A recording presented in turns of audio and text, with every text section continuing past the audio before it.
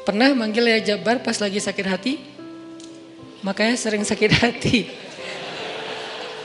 Jabbar itu panggilan untuk orang yang lagi sakit hati, habis dikecewain.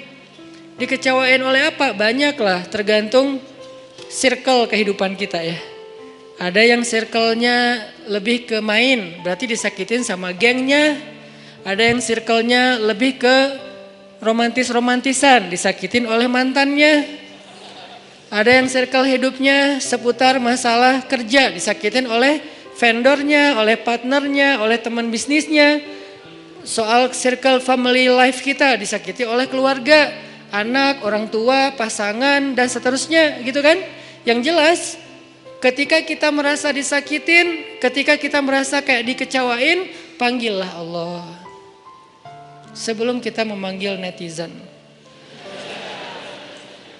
Kan kita suka manggil netizen dulu ya.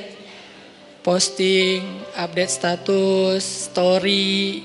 Terus storynya tuh curhatnya minta respon lagi tuh. Dengan kasih polling lah. Dengan request lah gitu kan. Baiknya gue putusin atau enggak ya, request gitu. Semuanya putusin, terus dia bingung. Gimana ya.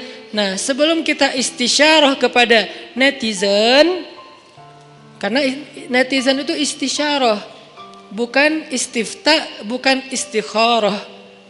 Yang paling tinggi itu kan derajatnya dari 3 level. Meminta pendapat, nomor 1 tuh istikharah, minta pendapat Allah. Kedua, istifta, minta pendapat ulama, orang yang berilmu. Ketiga, istisyarah, minta pendapat orang yang lebih bijak dan berpengalaman. Termasuk kepada teman kita atau followers kita atau geng kita, itu istisyarah. Sebelum kita istisyarah netizen, ya ayyuhal netizen, sebelum kita pakai kalimat itu, atau ya ustaz, bahkan sebelum ustaz, ya kiai, ya syekh, maka ya Allah. Panggil Allah Subhanahu wa ta'ala. Manggilnya gimana Ustadz? Salah satunya selain kata Allah pastinya, karena itu kalimat yang paling mulia, kita juga bisa manggil tematik. Ya Jabbar. Ya Jabbar itu bisa 2. Sebetulnya 3 maknanya Jabbar, tapi yang lebih common tuh 2. 1, dipanggil untuk masalah-masalah yang sifatnya bukan hanya besar, tapi kayak kekuatan. Ya Jabbar, ya Qahar. Arti Jabbar dalam konteks itu yang perkasa, yang memaksa, ya Qahar, yang menaklukkan. Sehingga dipakailah kalimat Jabbar, Qahar, Aziz, kan kata-kata yang nama-nama yang perkasa gitu, untuk doa-doa yang sifatnya biasanya dipakainya dalam kondisi terzolimi. Ini doa-doa orang yang terzolimi. Kayaknya nggak perlu dihafal juga sih. Bukan gak perlu dihafal, gak perlu dipakai. Kenapa? Berharap kita tidak mendoakan orang yang zolim. Kecuali yang dizolimi dalam urusan agama. Kalau dizolimi urusan pribadi sih, mending jangan mendoakan orang yang menzolimi. Kenapa? Rugi. Mending doain diri sendiri.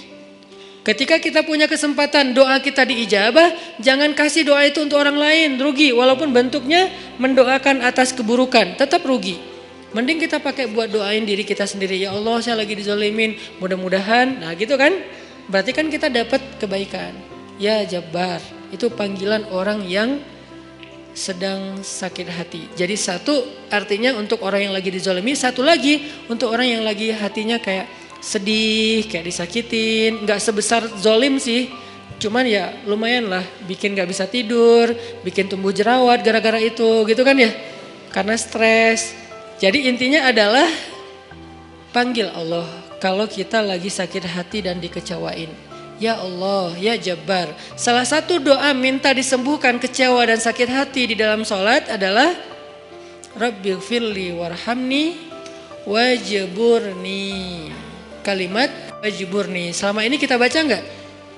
Kan? Tahu artinya? Hampir. Apa arti wajburni? Bukan paksa aku dong Allah, enggak. Padahal arti Jabbar juga yang memaksa kepada kehendaknya. Tapi kalimat wajburni, makna Jabbar di sini makna yang ketiga di antara 3 makna Jabbar, yaitu yang mengobati sakit hati. Jadi ketika kita berdoa, Rabbighfirli, warhamni, wajburni, warfa'ni, warzukni, wahdini, wa'afini. Banyak banget ya. Luar biasa kita ya. Wajburni itu artinya kalau kita terjemahin, sembuhkanlah sakit hati saya. Atau bahasa lain juga bisa diterjemahin, hiburlah aku ya Allah. Aku lagi sedih nih.